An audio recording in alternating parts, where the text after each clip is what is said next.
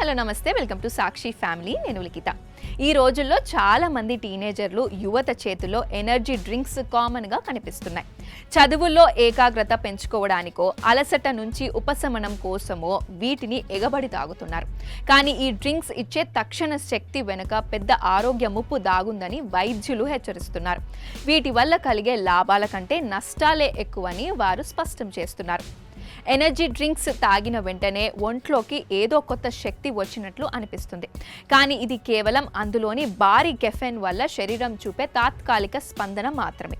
నిపుణుల ప్రకారం వీటిని తాగడం వల్ల గుండె వేగం పెరగడం, ఆందోళన వంటి సమస్యలు వస్తాయి. ఆ తర్వాత శరీరం ఒక్కసారిగా నీరసించిపోతుంది. చాలా మంది తల్లిదండ్రులు ఎనర్జీ డ్రింక్స్ ను మామూలు కూల్ డ్రింక్స్ లాగానే అనుకుంటారు.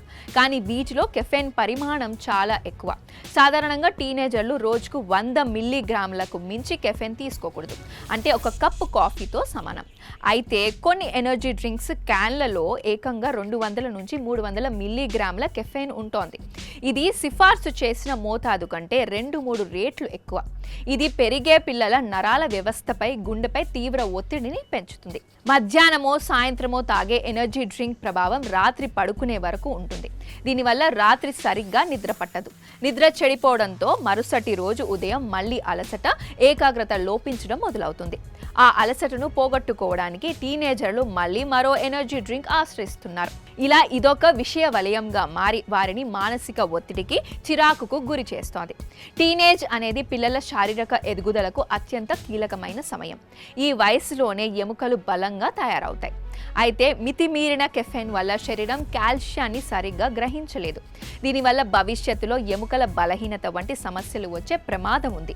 మార్కెట్లో వీటిని కేవలం లైఫ్ స్టైల్ ప్రోడక్ట్స్ లా ప్రమోట్ చేస్తున్నారు.